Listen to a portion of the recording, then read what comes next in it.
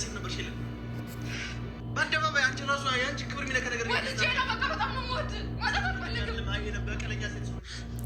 በዚህ ቪዲዮ ላይ ዛሬ ስንት ሰዎችን እንዴት አዘብኳቸው የሚገርማችሁ ነገር ማለት ነውና ለዚህም ነው በቃ ስታቀኙ አብሯችሁ ለሚሆን ሰው ጥሩ ደረጃ ስትሆኑ አብሯችሁ ለሚሆን ሰው ስታጡቷችሁ ለሚሄድ ሰው ስስቁ አብሯችሁ ለሚስቅ ሰው ስታለቅሱ ረግጧችሁ ለሚሄድ ሰው በቃ ማንኛውም ሰው በቃ በብዛት እንደዛ ነውና ማለት እየወደቀ እንጨት መሳሪ ይበዛዋል ነው።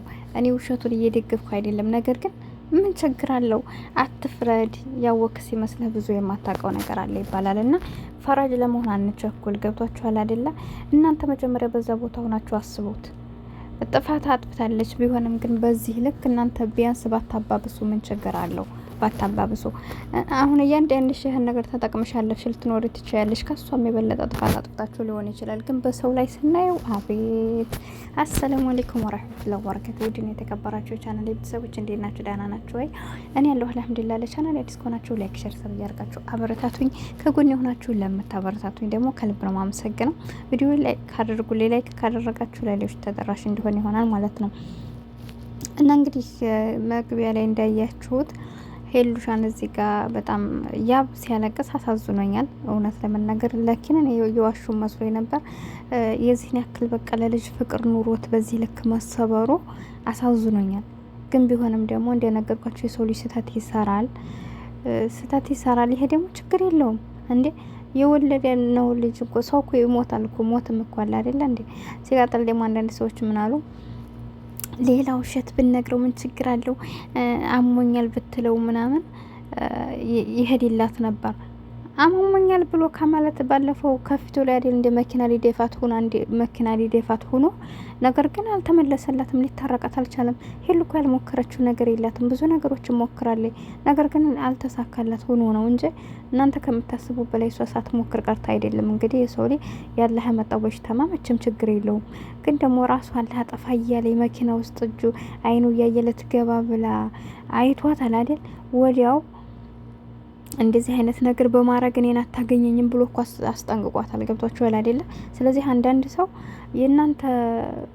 የእናንተ ሞት ወይም የእናንተ መታመም ጉዳዩ የማይሆን ሰው አለ ባጠፋችሁን ነገር ላይ። ስለዚህ እሷ አሁን ይሄን ነገር ተጠቃሚ እንግዲህ ከማጎኑ ከኛ በላይ እኮ እሷ ናት አብራ እየኖረች ያለችው የምታውቀው። ቢያንስ ቢያርቅም እኛ የምናውቀው በቪዲዮ ነው። ያብን ምንነቱንም አናውቅም።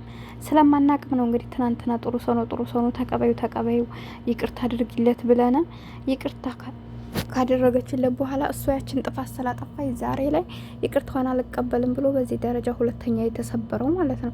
ግን ያንን ነገር ቀለል አድርጎ አልፎት ቢሆን ዛሬ ይሄ ነገር አይመጣበትም እና ምናልባት ዛሬ ላይ የማልቀሱ ምክንያት ትናንት እሷን ያስለቀሳት ይሆናል። ገብቷችኋል አይደለ?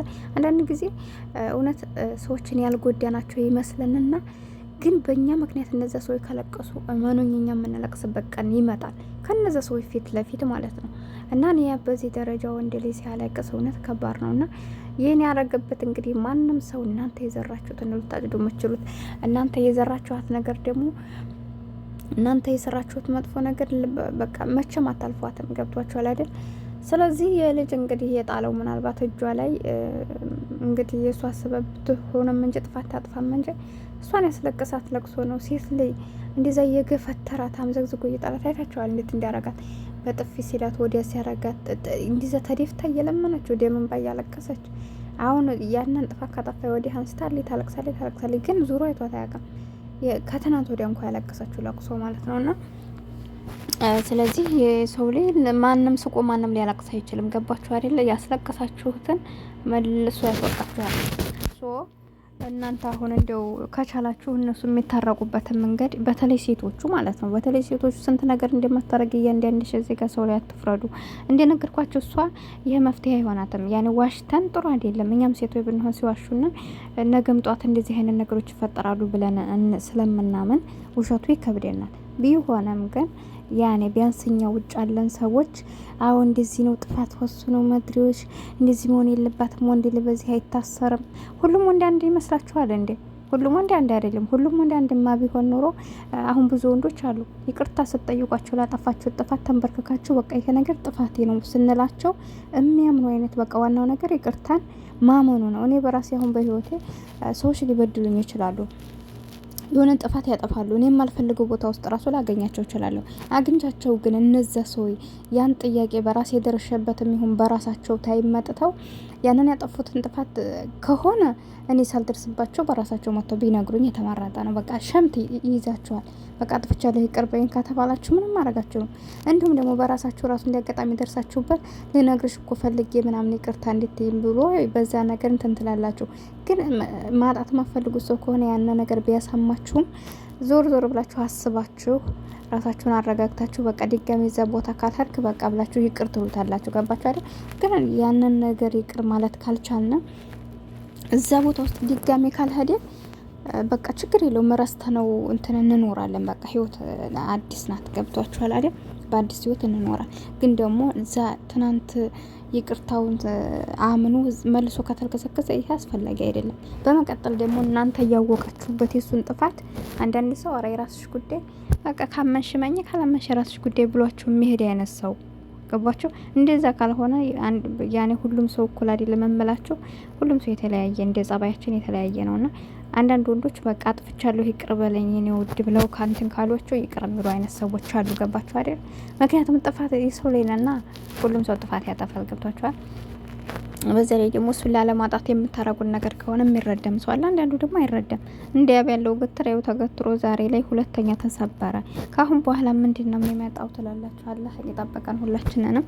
ስለዚህ ያው በቻልነው አቅም አንደኛ ለሚፈጠሩብን ነገሮች ቀድር አላህ ናቸው ብለን ማመን አለብን። ሳጩም ነሹም እሱ ነው። ለሱ ዱዓ ማድረግ አለብን ከምንም በላይ። ሁለተኛ ደግሞ ያን የምናደርገው ጥፋት ነገ ጧት ደግሞ ሀዘ የበለጠኛን እንዲጠሉና መሆን የለበትም። ሲያውቁ ባወቁ ሰዓት ገብቷቸዋል።